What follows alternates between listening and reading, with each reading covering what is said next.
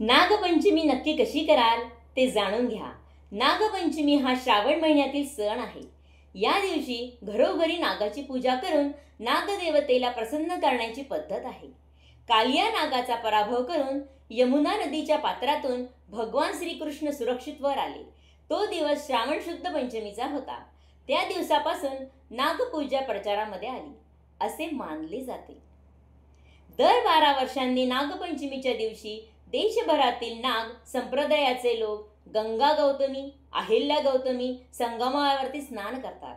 चला तर आज नागपंचमीची कथा, पूजा, आख्यायिका आपल्या हक्काची प्रसार वाहिनी ऋग्वेद सुवर्ण वार्तावर समजून घेऊया.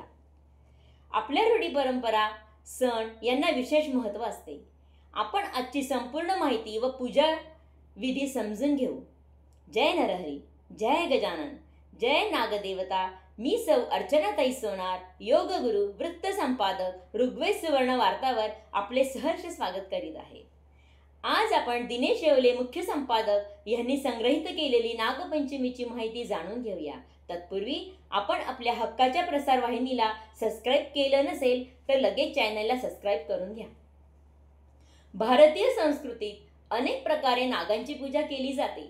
नाग म्हणजे फणाधारी सर्प. याच्या फणीवर पुढच्या बाजूने 10च्या अंकांसारखे चिन्ह असते. नागाचा रंग हिरवट किंवा पिवळट असतो. त्याच्या तोंडात विष धारण करणारे दात असतात. नागाची जीभ दुभंगलेली असते. प्राचीन भारतीय लोकांनी त्याला देवत्व देऊन त्याला पूजनीय बनवले आहे. कृषी संस्कृतीत नागाच्या पूजनाचे महत्त्व विशेष आहे. नाग आणि साप हे शेताचे रक्षण करते आणि शेतकरी बांधवांचा मित्र मानला जातो. या सणाच्या निमित्ताने विवाहित बहिणीला तिचा भाऊ माहेरी घेऊन येतो अशी पद्धत आहे. भारतात रूढ आहे. नागपंचमीला स्त्रिया मुली झाडाच्या झोके बांधून गाणे म्हणत झोके घेतात. पूजेला जाण्यासाठी हाताला मेहंदी लावण्याची पद्धत आहे. हौसेला मोल नसते. पूर्वी नागपंचमीच्या सणापूर्वी 8 ते 10 दिवस आधी गल्लीतील सर्व लहान थोर स्त्रिया एकत्र येऊन फेर धरून गाणी म्हणायच्या, झिम्मा फुगडी खेळायच्या, पिंगा खेळायच्या. असे अनेक खेळ ते खेळत असत. उखाणे, गाणी म्हणत असत आणि आपले मन मोकळे करत असत. या दिवशी महिला वर्तुळाकार आकार तयार करून झिम्मा फुगडीसारखे नृत्य खेळ खेळतात अशी आख्यायिका आहे. एक कथा अशी आहे की एका शेताच्या नांगरताना त्या फडाने नागिणीचा 3 पिल्ले मृत्युमुखी पडली व त्यामुळे नागदेवतेचा कोप झाला अशी ही समजूत प्रचलित आहे. त्यामुळे त्या दिवशी शेतकरी आपल्या शेतात नांगरत नाहीत, कोणीही खणत नाही, घरी कोणी भाज्या चिरायच्या नाही, तवा ठेवायचा नाही, कुटायचे नाही असे काही नियम पालन करण्याची प्रथा आहे. श्रद्धाळू माणसे नागदेवतेची पूजा करून तिला दूध लह्यांचा, गव्हाच्या खिरीचा नैवेद्य दाखवतात. आपले संरक्षण करण्यासाठी प्रार्थना करतात. वासुकी, पद्मनाभ, अनंत, कंबल, शंखपाल, धृतराष्ट्र, तक्षक आणि कालिया या 8 नागांची या दिवशी पूजा केली जाते. या दिवशी महिला घराची स्वच्छता करतात, जमिनी शेणाने सारवितात, अंगणात रांगोळी काढतात, नागाची चित्रे भिंतीवर काढतात आणि त्यांची पूजा करतात. काही ठिकाणी नागाच्या वारुळाभोवती महिला गाणी म्हणत असतात आणि वारुळाची पूजा देखील करतात.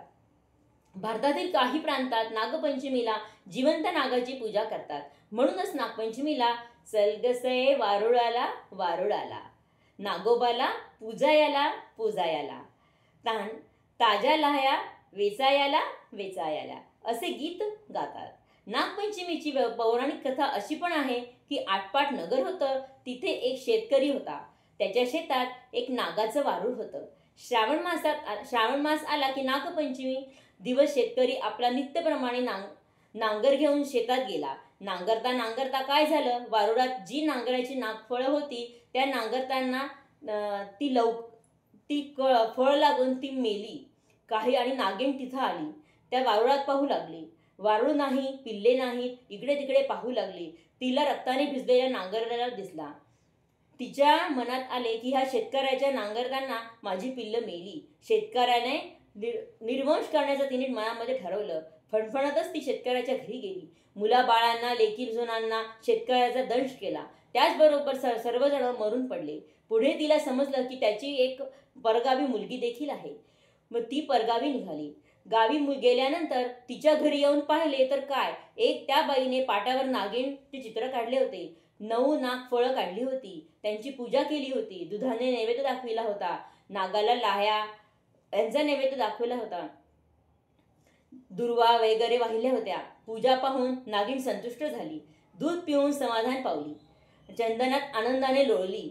मुलीला म्हणाली, बाई बाई तू कोण आहेस, तुझे आईबाप कोठे आहेत? इतकं म्हटल्यावर तिने डोळे उघडले. प्रत्यक्ष नागिन समोर पाहून ती घाबरली. नागिन म्हणाली, बाई भिवू नकोस, विचारल्या प्रश्नांची उत्तरं दे. तिने हकीकत सांगितली. ती ऐकून नागिनीला फार वाईट वाटले. ती मनात म्हणाली, ही आपल्याला इतक्या भक्तीने पुजते, आपले व्रत पाळते आणि हिच्या बापाचा आणि आपण तिचा निर्वंश करण्याचं मनात ठरवलं होतं. मग मुलीला तिने सगळी हकीकत सांगितली. तिला फार वाईट वाटलं. मग तिने आई वडिलांना जिवंत होण्याचा उपाय विचारला. नागिनीने तिला अमृत आणून दिले व ते अमृत घेऊन ती गावी आली. आपल्या माहेरी आल्यानंतर तिने सर्वांना अमृत घातलं. सर्व मंडळी जिवंत झाली. सगळ्यांना आनंद झाला. तिने वडिलांना घडलेली हकीकत सांगितली. तेव्हा त्यांनी विचारले की हे व्रत कसे करावे. मुलीने व्रताचा सारा विधी समजाविला. शेवटी सांगितलं की इतकं काही केलं नाही तरी नागपंचमीच्या दिवशी जमीन खणू नये, भाज्या चिरू नये, तव्या शिजवू नये, तळलेले खाऊ नये, नागोबाला नमस्कार करावा. तेव्हापासून शेतकरी नागपंचमी पाळू लागले. जशी नागिन त्यांना प्रसन्न झाली तशी तुम्हा अम्मांना हो. हा 60 उत्तराची कहाणी, 5चा उत्तरी सुफळ संपूर्ण. आपणास आजची नागपंचमीची माहिती कशी वाटली कमेंट्समध्ये नक्की सांगा. जय नागदेवता, जय नर.